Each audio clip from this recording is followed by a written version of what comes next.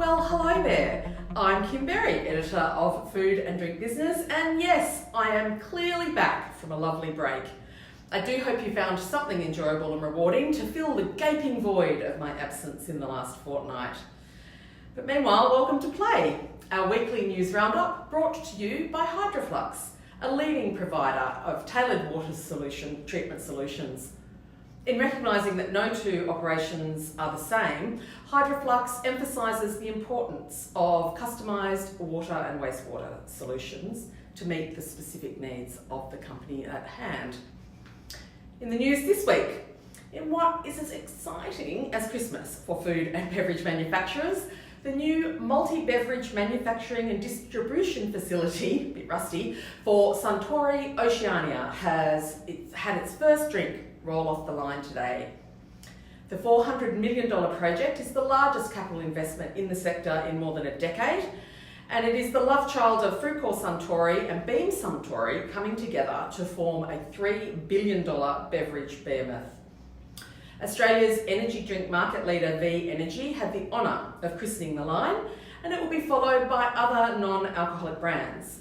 The alcohol line will be commissioned by mid next year. Ultimately, more than 40 brands will be produced on site. And meanwhile, the site can also hold more than 50,000 pallets of product, and it features a high-speed glass line and 2 canning lines that can fill 180,000 cans per hour. It's also carbon neutral, it has 14 kilometres of solar panels, and it's going to deliver 160 new permanent roles across manufacturing, distribution and sales. Australia has signed a free trade agreement with the United Arab Emirates that the government anticipates will increase Australian exports by $678 million a year. There's more on that on the website. Coca-Cola Euro-Pacific Partners' latest virtual power purchase agreement with ENGIE will see the company achieve its target of using 100% renewable energy by the beginning of January 2025, a year ahead of its schedule. Under the PPA, CCEP will purchase a percentage of renewable energy and associated renewable energy credits from the recently built Wellington North Solar Farm. It's in the Arana region of New South Wales. The site spans 970 hectares, which is apparently more than 3 times the size of Sydney's CBD, which is probably a better comparison for someone if you do actually live in Sydney. But anyway, it uses more than 1.2 million solar panels and has the capacity to generate 925,000 megawatt hours of renewable electricity a year. Bubs' journey to gaining permanent access into the US infant formula market is one step closer, with the company saying it has achieved a full enrolment of 400 infants in its clinical trial and growth monitoring study. The study is a requirement by the US FTA, along with several other steps which Bubs has already completed. It expects to finish the trial by the end of the year and receive FDA approval by this time next year.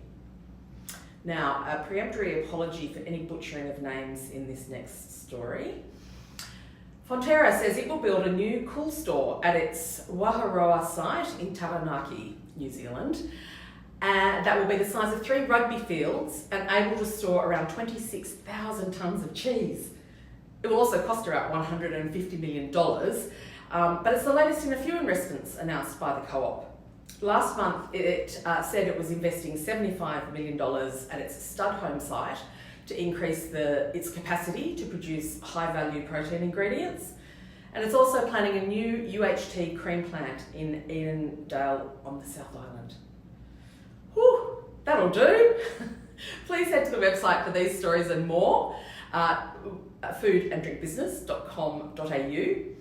Thanks to Hydroflux. And with that, I'm Kim Berry, over and out.